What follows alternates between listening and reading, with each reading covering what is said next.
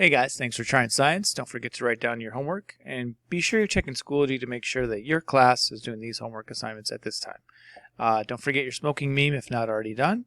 And since we're going to be working on our cardiovascular system, let's just keep that working, okay? All right guys, let's start out with a quick review of the last system we did, which was respiratory. So let's talk about our respiratory system, how it works with other body systems. Let's take a look. When you breathe, air flows in through your mouth and nose and down your airways. Inside your lungs, the airways end in clusters of air-filled. Let's take a little review. Can you name the tube that carries air from your nose and mouth to your lungs? If not, please take out your notes packet, find your notes on respiratory system, and make sure you're able to complete these questions. The name of the tube from the throat to the lungs.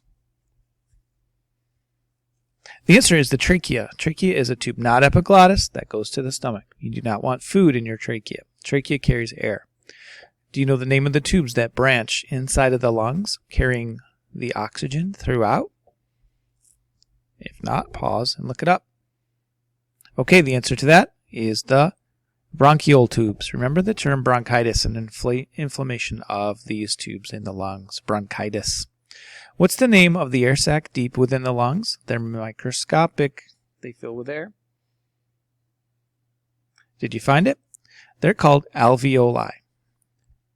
Alveoli are microscopic air sacs that transfer oxygen into the blood. Sacs.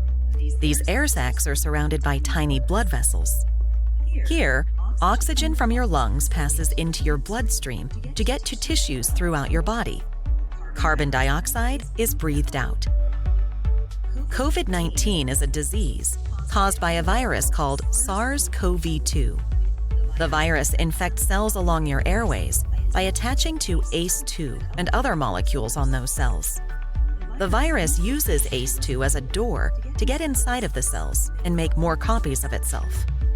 The virus, and your immune system's reaction to it, inflammation, damages the air sacs, causing them to scar and stiffen or fill with fluid. This blocks some oxygen from passing from your lungs into your bloodstream. As blood oxygen levels fall, you may feel short of breath. In severe cases, a ventilator or other support may be needed. Inflammation helps our bodies fight infection, but in some people with COVID-19, it seems to go into overdrive. Researchers think this may be due to the fact that the virus latches on to the ACE2 molecule in order to get into cells. ACE2 helps reduce inflammation, and this effect is lost when the virus occupies it. People with chronic lung, heart, or blood diseases may be at higher risk of severe illness from COVID-19. Remember our last lesson we talked about smoking. So smoking influences your ability to heal from this disease, or you'll be more affected from this because your lungs may already be damaged. Similarly, diabetes, where there are fat-filled veins and arteries causing higher blood pressure, it's going to make your heart work even harder when you're low on oxygen, and these blood vessels that are loaded with fat are going to either clog up or cause other problems. So this is another issue. So being healthy all around is helpful. We should all take steps to help protect ourselves and others from infection by washing hands often, avoiding crowded places, wearing a mask, and staying at least 6 feet away from other people. Okay, we know those things are very important, and please continue as we go through the rest of the year to remain safe. All right. So that was our quick review on this body system. All right, guys, let's make sure we get out our notes packet today. And in our larger packet, we're on page 10. We're going to be reading about the cardiovascular system. So pause the video, get out your notes, and something to write with. The cardiovascular system, a body system that's responsible for pumping blood and transporting materials through the body. It's made of 3 components: the heart, the blood vessels, and the blood. All right, in your notes, we have a lovely diagram representing the heart, what happens in the lungs, and other muscles around your body. The bluish colored tubes are blood vessels carrying blood low in oxygen. The red ones represent oxygen rich. Let's talk about the function of this system. This is a transport system. Transport means to carry materials around. We've been talking about digestion and respiratory. Without the circulatory or cardiovascular system, the materials absorbed by the digestive and respiratory systems would not be able to get to other cells of the body. So let's think about what we need to transport. Number one, nutrients, things like glucose, proteins, fats, carbohydrates, water, all need to be transported or moved around the body. Oxygen, lungs absorbing oxygen would not be very useful unless that oxygen could be transported to all the cells of the body. Carbon dioxide needs to be brought from the cells back to the lungs to be expelled because it's a waste gas. Cells also create other wastes when they're exercising hard, moving, and just living. And those wastes need to be brought to places like the kidney and liver for removal. Let's delve into the tissues. Let's start with the heart. The cardiovascular system has cardiac muscle. The cardiac muscle of the heart pumps the blood. Think of the heart as about the size of your fist. If you make a fist and hold it in the center of your chest, you are looking at a heart pump. The pump is hollow, broken into two halves, each with two other parts, so there's 4 chambers. Each half has a special responsibility. This half of the heart, which is shaded blue, needs to pick up oxygen. So when it pumps, blood is taken to the lungs. In the lungs, the blood is oxygenated, and it's carried to this side of the heart. When this side of the heart pumps, that blood, represented by the pink or red color, has oxygen, and it goes to all the different parts of the body, arms, legs, head, digestive system, everywhere, gives off its oxygen, and now we'll color it blue to show that it has low oxygen. As you can see, back to the heart, because it needs that pump to the lung to the heart to the body, to the heart, to the lungs, to the heart, to the body. Almost looks like a figure 8. Let's talk about how the heart pumps. The normal heart has 2 sides, a right side and a left side, and 4 chambers. The top receiving chambers, or atrium, and the lower chambers, which are thick-walled pumping chambers, called the ventricles. Red blood cell will come from either the superior vena cava or the inferior vena cava and enter into the right atrium. The blood then flows across the tricuspid valve to the right ventricle. The right ventricle then squeezes and ejects that blood cell into a vessel called the pulmonary artery. Pulmonary artery splits into 2 vessels, each going to the lungs. As that red blood cell makes its way through the lung, it returns through the pulmonary veins to the left atrium. That blood is now oxygenated. It's picked up oxygen, then goes across the mitral valve into the left ventricle, which does most of the work in terms of delivery of blood flow to the body. That blood cell is now ejected into the aorta to some organ or muscle or skin in the human body.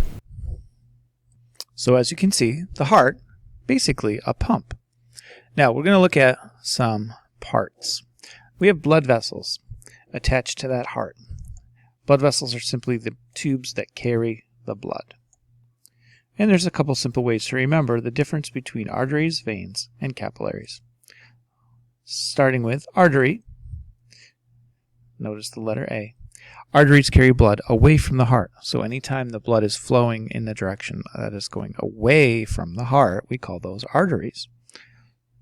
The largest artery is the aorta, carrying blood out of the heart, away from the heart to the body. So veins, therefore, are going to be blood vessels in which the blood is flowing back towards the heart.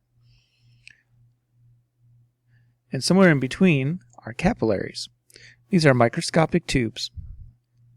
Being microscopic, they allow the exchange of materials between the cells and the blood.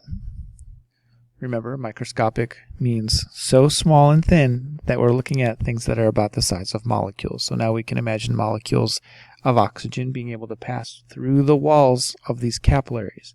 Now, capillaries form a net-like appearance throughout all parts of your body. So there's no blood just loose in your body. It's all within tubes, even if you can't see them. When you get a cut and you see blood, you've cut probably many, many, many capillaries. And if you could look at a microscope, you could see that. If you cut a larger vein, then blood will obviously ooze out a lot faster.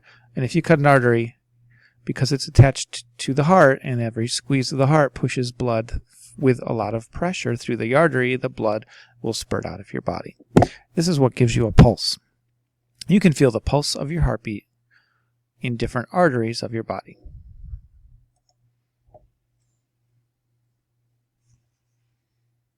Check now to see if you're still alive.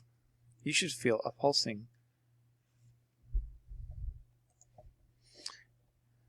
Let's talk about the blood. Blood is a tissue made of different cell types working together, but it's a liquid. It's primarily water, but it also contains some special cells. Red blood cells, which are cells that actually look red under the microscope and give blood their characteristic red color, are really good at carrying oxygen. 1 out of 1,000 of those cells might be a white cell. White blood cells are working with your immune system to attack viruses, bacteria, or other invaders and destroy them. That is part of your immune system.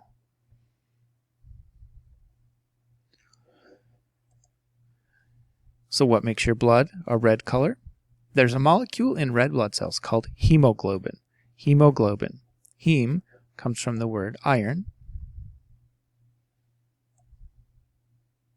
Iron is able to carry oxygen and gives your blood a red color.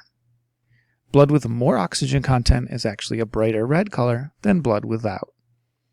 This is why it looks like your lips are turning blue in a cold environment where you are losing some of that blood flow to your face or to your fingertips, and it looks like they're turning blue. Now your blood doesn't really turn blue. In reality, it's a darker color of red, but as you're looking at it through your skin, you get a bluish tint.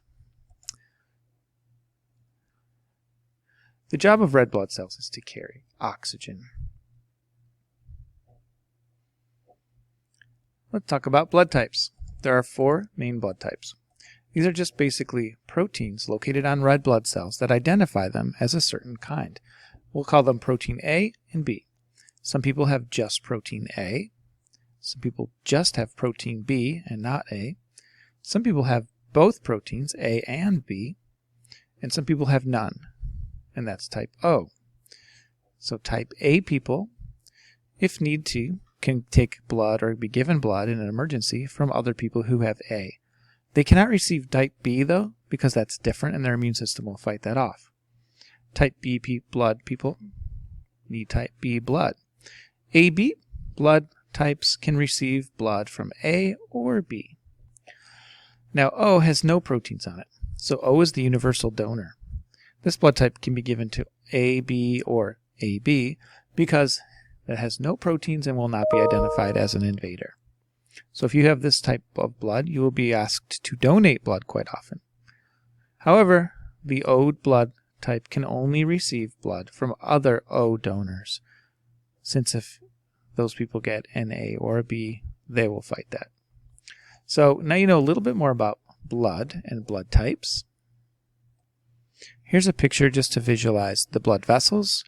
Our artery taking blood away from the heart, high pressure, but it branches and branches and branches. Soon that they're microscopic, like a net-like appearance, covering all parts of your body, because all the cells in your body need oxygen and other nutrients. As they give the oxygen, we're going to color that blood more bluish color, and this blood needs to get back to the lungs. But a direct shot to the lungs isn't going to work because it's lost its push, it's lost its pressure. So this is going to go back to the heart, veins go to the heart, for that extra push to the lungs.